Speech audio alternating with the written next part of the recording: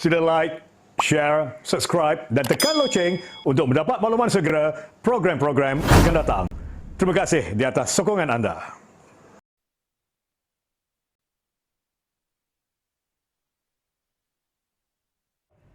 Terlebih dahulu, terima kasih kepada saudara Chua Tian Chang atau lebih dikenali sebagai Tian Chua kerana sudi bersama dengan saya di Oh My Politics Unite TV. Tian, tirai telah dibuka, gendang telah pun dipalu. Parlimen Batu telah mencipta sejarah pada hari ini dengan pertandingan 10 penjuru. Calon-calonnya terdiri daripada, seperti apa yang kita semua sudah tahu, Barisan Nasional, Pakatan Harapan, Perikatan Nasional, Parti Berjuang, Parti Rakyat Malaysia, Warisan dan juga beberapa calon bebas yang antaranya seorang influencer, peguam dan aktivis yang terkenal dan sebagainya. Jadi pandangan saudara Tian Chua terlebih dahulu secara amnya tentang pertandingan 10 penjuru di kerusi Parlimen P115 Batu ini, sebelum saya akan ke soalan-soalan yang lebih panas lagi. Tian, saya rasa pada PRU ke-15 kali ini, Batu rasanya yang paling banyak penjuru. Ya memang betul. Saya sendiri pun tidak faham kenapa ramai sangat rasa Batu ini mungkin mudah dimenang, atau mereka rasa Batu ini adalah tempat mereka sudah lama bergerak. Itu saya tidak tahu sebab 10 orang ini kebanyakan saya tidak tahu latar belakang mereka. Adalah parti-parti yang secara tradisi mereka sudah berada di sini, bergerak di kalangan masyarakat, seperti PAS yang kini bergabung dengan Perikatan Nasional, Barisan Nasional sudah tentu, Pakatan Harapan yang diwakili oleh PKR dan lain-lain lagi. Yang calon-calon yang lain, ada yang telah isytihar awal bahawa mereka akan datang, tapi memang saya tidak tahu apa motif masing-masing. Tapi saya rasa kali ini fenomenal yang banyak calon bebas itu memang ketara sekali di seluruh negara. Mungkin ini mencerminkan bahawa struktur politik yang dulu kuasa sangat terhad dimonopoli oleh beberapa kuasa besar, terutamanya pada mulanya adalah parti-parti dominan kini tidak lagi. Jadi dia terbukalah ruang yang lebih luas untuk semua warga negara yang berminat untuk menyertai. Tapi secara khususnya mungkin oleh kerana melalui pengalaman lalu, pada PRU yang ke-14, Batu adalah satu-satunya dalam pertembungan di antara dua kuasa besar, dua blok yang besar, iaitu PH dan Barisan Nasional. Batu berkecualian. Batu sangat unik kerana seorang calon bebas berjaya muncul menjadi pemenang. Ini bertentangan dengan arus. Sini PAS tak menang, Barisan Nasional tidak menang, PKR tak ada, dan akhirnya yang muncul menjadi pemenang adalah seorang calon bebas. Mungkin inilah menjadi satu faktor yang mendorong calon-calon bebas yang lain merasa inilah mereka boleh cuba dengan nasib mereka, atau mereka cuba pancing peluang mungkin akan bertuah sekali lagi. Jadi saya tidak boleh secara secara pastinya ini motifnya. Tapi bagi saya alu-alukan lebih ramai datang, the more the merrier.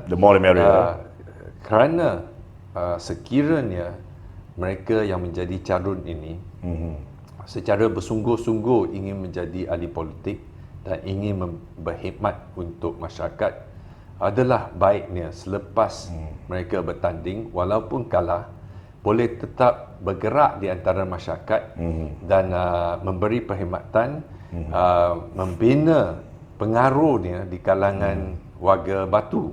Jadi akhirnya yang dapat manfaat ialah Batu selepas pilihan raya dapat sumbangan dari pelbagai parti, pelbagai individu yang ingin meningkatkan kebajikan masyarakat dan dalam proses yang jangka panjang mungkin ini adalah satu perkara yang baik.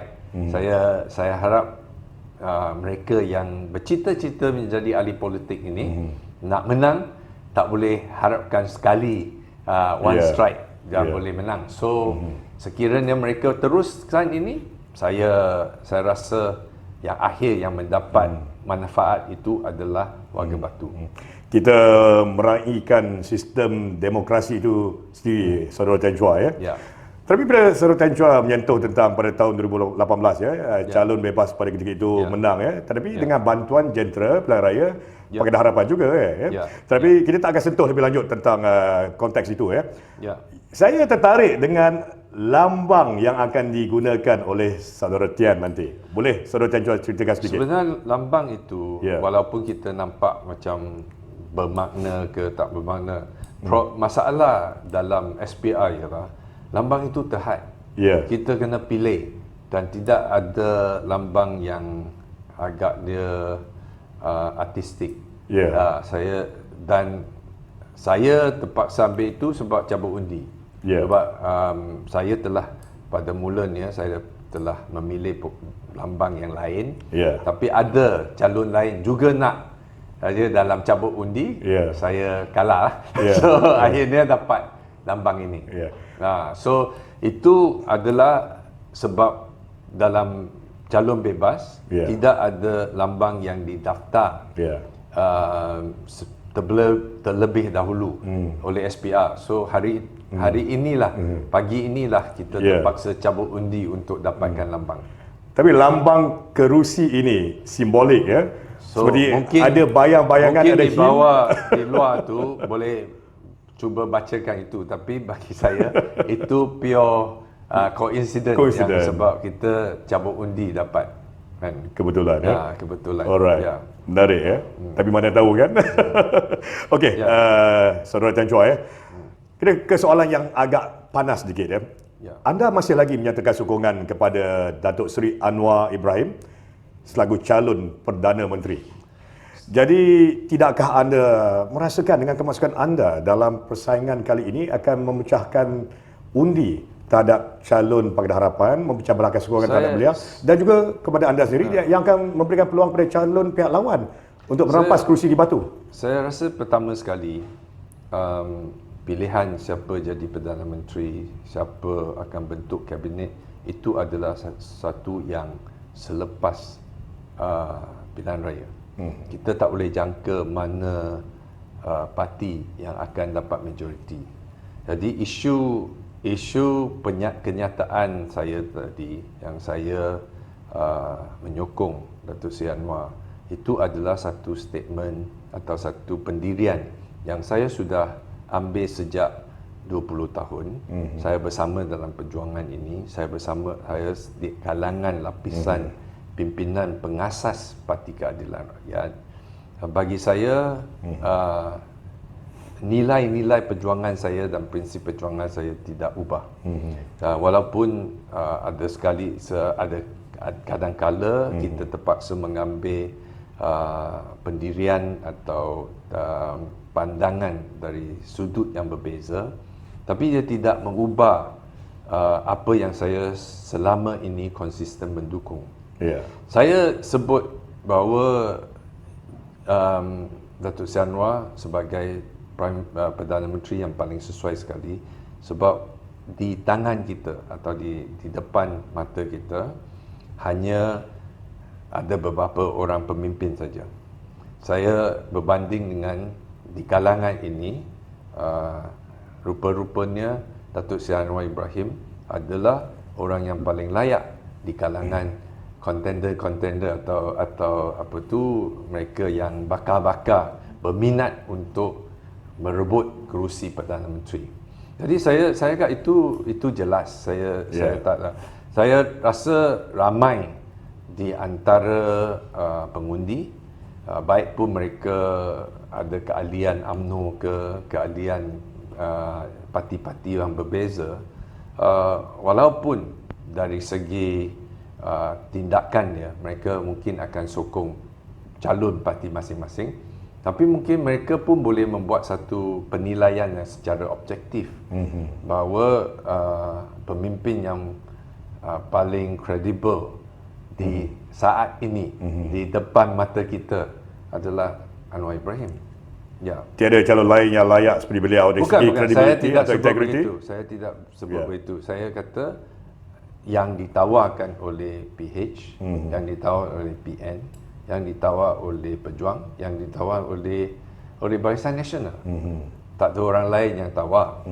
So kita membanding kepada 4-5 orang. Tapi kita tidak tahu selepas pilihan raya apa akan berlaku. Cuma kalau di depan saya yang ada choices ini, ada option ini, itu yang saya sebut. Ya. Saya tidak pernah kata 26 juta orang, tidak ada orang lain yang layak selain daripada Anwar. Itu tidak terlalu, saya agak itu terlalu saya tidak rasa itu tidak sesuai kalau kita cakap begitu. Cuma apa yang sekarang di depan pengundi, setiap blok telah tawarkan, telah menamakan Perdana Menteri yang akan memimpin sekiranya gabungannya berjaya untuk tawar majoriti. So saya rasa ada yang banyak yang pilih, mereka boleh pilih cross yang melangkahi dalam blok itu. Rakyat sekarang cerdik. Saya tidak boleh kata semua orang UMNO mesti setuju dengan Ismail Sabri sebagai tawaran Perdana Menteri.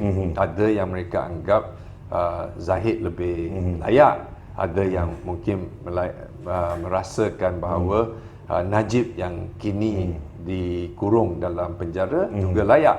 Tapi itu kita harus ketepikan. Apa yang kita ada ialah beberapa calon yang sekarang di tangan kita. So saya membuat keputusan atau saya membuat penilaian saya bergantung kepada apa yang ada.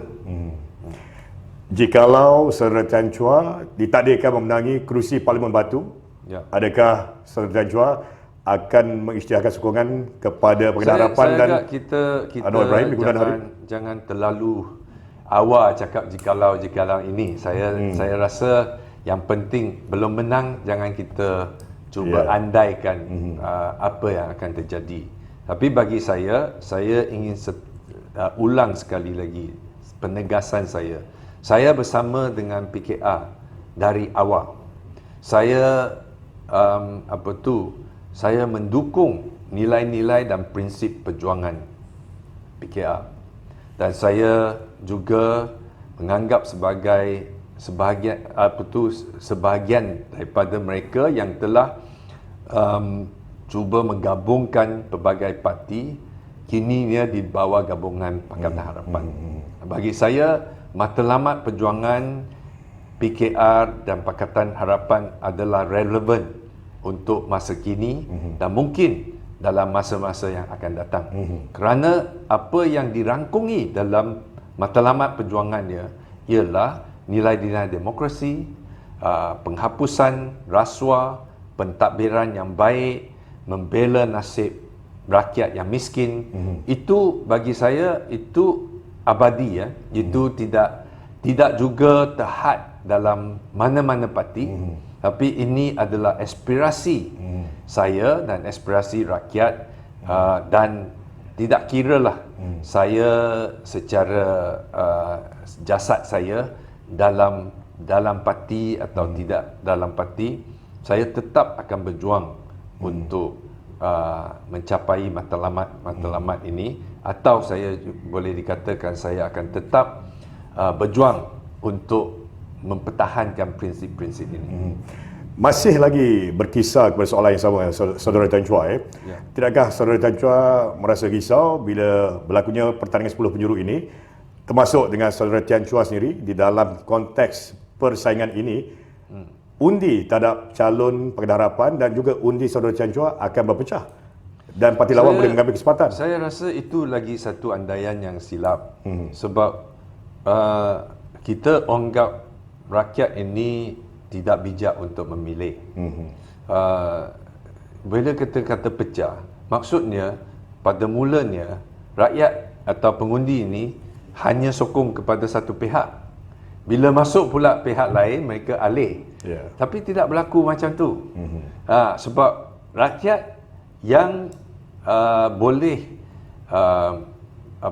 mereka boleh membuat penilaian sekiranya mereka menganggap seseorang calon itu atau seseorang parti itu dapat menepati hasrat mereka. Mereka akan undi.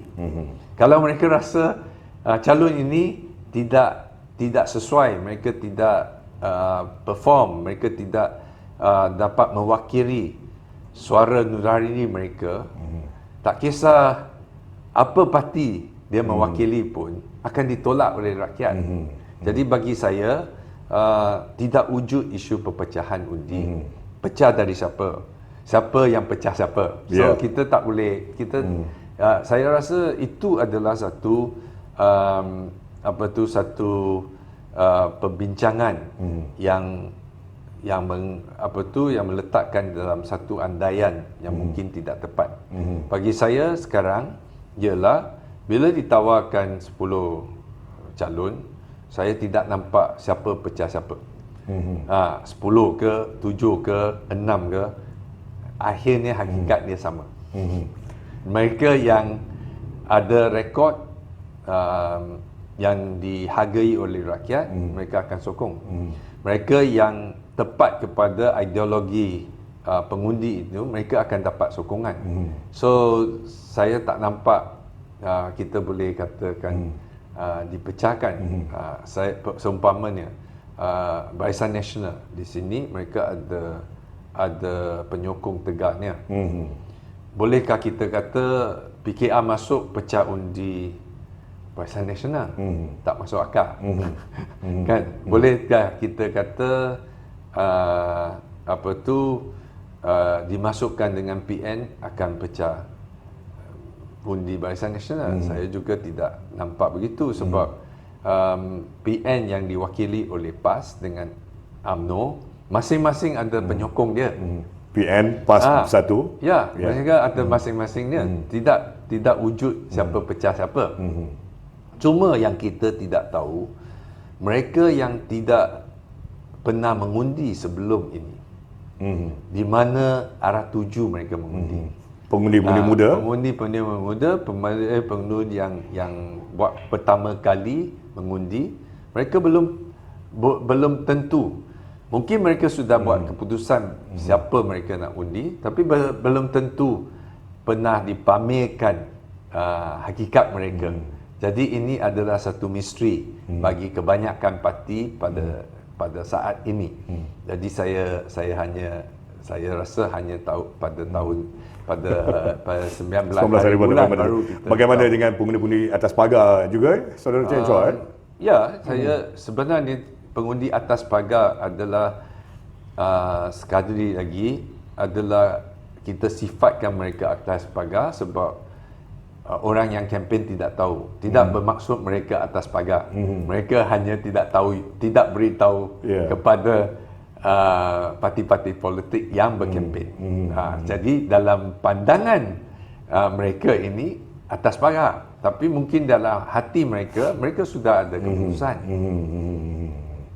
Jadi nampaknya ini merupakan salah satu cabaran baru kepada gabungan dan parti politik kerana rakyat sudah semakin bijak. Bukan semata memilih parti politik, calon parti politik, tetapi juga calon bebas mengambil isu-isu setempat. Saya rasa pertama sekali saya tidak anggap calon bebas adalah satu fenomena yang akan bertahan lama. Bagi saya mungkin keadaan saya sendiri itu adalah agak unik. Itu tidak boleh disamakan dengan calon-calon bebas yang di luar. Bagi saya, pengundi akan membuat penilaian atas kapasiti seseorang wakil itu untuk mewakili mereka. Ini bermaksud satu pengalaman. Satu lagi, adakah mereka mempunyai wakil ini mempunyai jentera dan sumber yang cukup, ada resources yang boleh membantu mereka melaksanakan tanggungjawab yang harus dipikul. Ia juga bermaksud pengundi akan menilaikan adakah rekod mereka, adakah mereka yang menyatakan sesuatu perkara itu adalah rasional, menepat kepada cita-cita pengundi. Jadi banyak faktor ini akan menjadikan mendorong faktor-faktor yang akan mendorong mereka mengundi. Kita sentuh kembali kepada prinsip perjuangan saudara Tan Chua, ya. Tidakkah saudara Tan Chua akan rasa risau, akan dituduh sebagai seorang yang self-centered, mengamalkan self-interest dengan mengisytiharkan bertanding di Parlimen Batu pada kali ini? Saya tidak tahu bagaimana kita boleh mensifatkan seorang yang bertanding itu self-centered. Kalau seseorang itu self-centered sebab dia bertanding, maksudnya 10 orang yang self-centered datang bertanding. So itu tidak masuk akal. Demokrasi ini adalah ruang yang dibuka supaya bakat-bakat atau calon-calon menampilkan diri untuk memberi perkhidmatan kepada masyarakat. Itulah maksudnya demokrasi. Siapa-siapa pun yang menawarkan diri sebenarnya melakukan sedikit sebanyak pelbagai tahap pengorbanan. Kerana kerja sebagai ahli parlimen ini bukan boleh mendapatkan imbuhan yang boleh dianggap sebagai lumayan kalau dibandingkan dengan struktur private sector atau dalam kerja-kerja korporat. Jadi bagi saya menyatakan ini tidak berapa rasional, tidak tepat. Sebaliknya bagi saya apa yang kita harus ingat ialah rakyat akan menjadi hakim. Rakyat akan menilaikan 10 orang ini, adakah mereka yang sudah dikenali mempunyai rekod perkhidmatan yang baik. Kalau mereka yang tidak pernah dikenali, akan dinilaikan dengan kata-kata mereka. Adakah mereka mampu menunaikan kata-kata itu selepas pilihan raya. Jadi bagi saya itulah masing-masing akan harus menggunakan tempo kempen ini untuk menyampaikan mesej itu kepada rakyat supaya pengundi ini boleh membuat pilihan yang paling bijak. Tetapi saudara Tan Chua juga menyatakan sebentar tadi, kedudukan anda cukup unik. Anda merupakan salah seorang reformis asal Parti Keadilan Rakyat. Tetapi apa yang saya nak sampaikan tadi, anda kali ini melawan, menentang calon mereka pula. Jadi saya berbalik kepada konteks itu. Saya rasa reformasi ini tidak secara mutlaknya dimiliki oleh mana-mana pihak. Reformasi itu adalah satu semangat yang wujud di semua parti. Reformasi ini dimulakan oleh rakyat yang tidak ada kepentingan politik. Bila tercetusnya krisis politik negara, rakyat perbilang kaum, pelbagai lapisan bangkit untuk lawan. Dia tidak secara semula jadinya mesti dimiliki oleh Keadilan atau PH atau PAS atau mana-mana parti. Itu berbeza. Apa aktivis-aktivis atau aktivisme dan semangat reformasi ini telah disuntikkan dalam satu parti yang baru.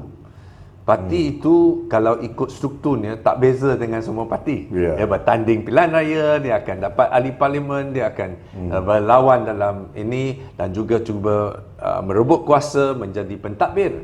Tapi golongan reformis yang muncul pada hujung 90-an itu, mereka telah lawan tanpa mengira kepentingan diri. Mereka lawan untuk muncul membelakan keadilan. Mereka bukan kontraktor-kontraktor yang pernah dapat projek daripada mana-mana pihak pun. Mereka juga bukan secara direct adalah mangsa sistem rasuah dalam negara.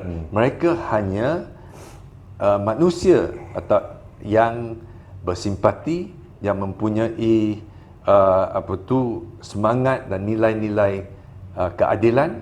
Mereka bangkit tanpa mengira kepentingan diri. Dan inilah secara unik dia telah menubuhkan atau telah membangunkan satu pergerakan yang dinamakan reformasi. Kebetulan parti yang telah wujud kemudian telah dapat menyerap ramai aktivis dalam parti ini.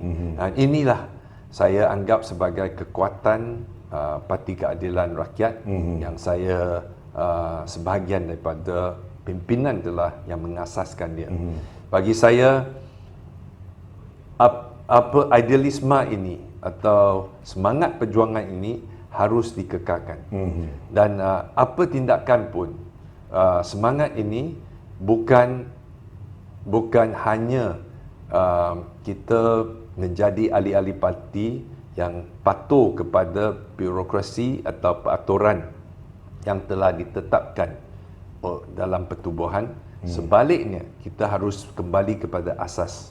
Apa maksudnya reformasi? Reformasi itu adalah bila kita menyaksikan ada ketidakadilan, menyaksikan ada kesilapan, walaupun harus mengambil risiko, kita harus bangkit untuk menyampaikan kebenaran itu. So bagi saya itulah semangat reformasi. Saudara Tan Chua, saya ingin menyentuh tentang jawapan Datuk Seri Anwar Ibrahim pada hari ini kepada soalan media tentang anda akan dipecat kerana bertanding sebagai calon bebas di Parlimen Batu.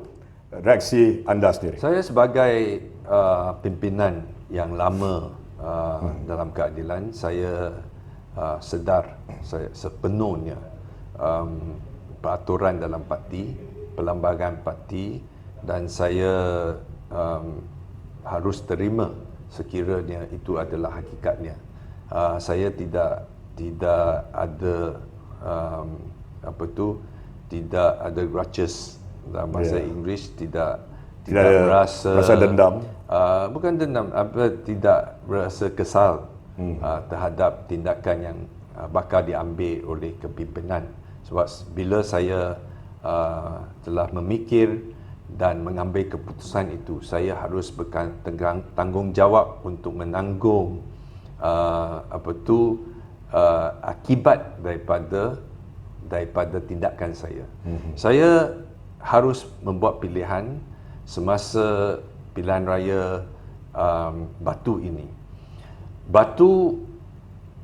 Parlimen Batu telah buat pertama kali ditawan semasa saya jadi calon pada 2008. Betul. Dan sejak itu saya telah berusaha dan juga bertapak sehingga Batu menjadi kubu kuat reformasi. Ia menjadi suara reformasi dalam parlimen dan juga pentas politik tanah air. Malangnya, oleh kerana 2008 saya tidak dapat bertanding, saya terpaksa berundur dan menyokong seorang calon bebas. Masa Tan Chua 2013 ya? 2018. Ya. Dan sebenarnya kita hilang satu suara selama 4 tahun. Jadi mereka walaupun tidak kenal orang yang saya cadangkan, tapi atas kepercayaan kepada saya, mereka telah menyokong. Dan saya telah membuat satu janji atau saya telah mengisytiharkan bahawa saya tidak akan tinggalkan Batu walaupun saya tidak dipilih sebagai ahli parlimen. Mereka yang saya seru itu saya meminta mereka letakkan kepercayaan kepada saya atas pilihan saya. Kerana selepas selepas ini saya akan kembali untuk mewakili pengundi-pengundi di Batu. Jadi ini adalah satu janji. Sekiranya saya tidak mewawarkan diri atau saya saya telah menafikan pengundi ini untuk membuat keputusan. Itulah sebab di antara kehendak rakyat dan peraturan parti, saya harus memilih dalam dilema. Sekiranya dalam keadaan yang ideal, saya harus mematuhi peraturan parti dan juga peraturan parti ini harmoni atau sehaluan dengan kehendak rakyat. Tapi sekiranya ada percanggahan sebagai seorang aktivis, sebagai seorang demokrat, saya patuh kepada kehendak rakyat. Ini amat dikesali, saya terpaksa buat keputusan begitu. Jadi saya juga memahami perasaan kekecewaan Datuk Seri Anwar Ibrahim. Saya dan Anwar adalah rakan seperjuangan selama 20 tahun. Saya memahami perasaan beliau sebagai pimpinan parti, presiden, dia terpaksa melaksanakan tanggungjawab di bawah perlembagaan untuk mempertahankan keputusan parti. Saya seperti yang saya kata, saya rela untuk menerima dia, menerima keputusan itu kerana saya dulu pun sebahagian daripada pimpinan. Ini adalah risiko yang saya ambil. Namun dalam aspek peribadi, saya boleh merasai kekecewaan beliau dan saya juga rasa saya harus mohon maaf kepada Datuk Seri Anwar kerana saya tidak boleh mematuhi arahan beliau. Dan tetapi saya yakin dan itu juga sikap saya, persahabatan saya dengan Datuk Seri Anwar Ibrahim tidak akan terputus, tidak akan terganggu dan oleh kerana insiden ini. Dan saya kerana apa yang kita telah bina telah melalui ujian pelbagai cabaran, ujian penindasan. Kami bersama-sama ditahan di bawah ISA, kami bersama-sama lawan kezaliman dan juga akhirnya muncul untuk mengalahkan rejim kleptokrat yang sekarang telah jatuh. Dan kita dalam pilihan raya umum kali ini, tugasan dan matlamat yang paling penting sekarang yang di depan kita, kita boleh ketepikan peraturan parti, kita boleh ketepikan perasaan peribadi terhadap satu sama lain. Yang penting ialah fokus dalam pilihan raya ini ialah kita ingin menghalang kleptokrat kembali berkuasa. Itu yang paling penting. Kita tidak boleh membenarkan golongan yang hilang kuasa kini menghadapi risiko peribadi kerana mungkin mereka akan dihukum, mereka telah menghadapi pelbagai perbicaraan yang bakal menghilangkan kekayaan, kedudukan, jawatan, pangkat mereka. Golongan desperate ni sekarang akan gunakan apa cara pun untuk mengingkari, menghapuskan cita-cita rakyat dan kembali berkuasa dengan mungkin 2/3 majoritinya parlimen, majoriti dalam parlimen, atau dengan apa cara pun supaya mereka memegang kuasa untuk menyelamatkan diri.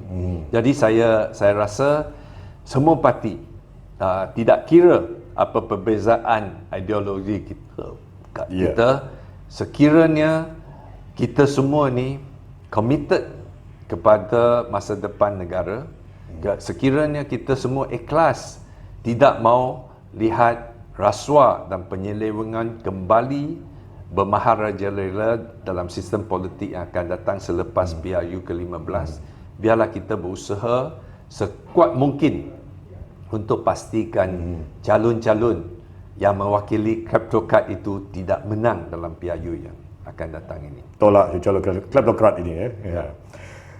Saudara Tan Chua, kata akhir anda dan juga janji anda pada kesemua, khususnya kepada pengundi di Parlimen Batu ini. Saya rasa pengundi-pengundi Batu tidak rasa saya adalah asing, dan saya sudah lama menjadi sebahagian daripada kehidupan saya, dan juga komuniti di masyarakat di Batu ini mewakili masyarakat pelbagai kaum yang mencerminkan demografi Malaysia, penduduk Malaysia.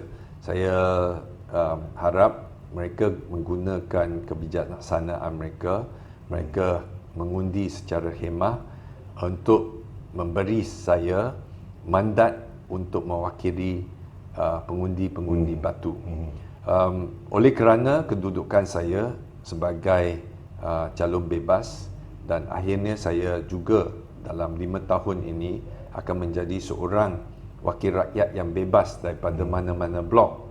Ini juga bermaksud saya akan secara full time, secara totalnya hanya berkhidmat untuk orang Batu, untuk warga Batu.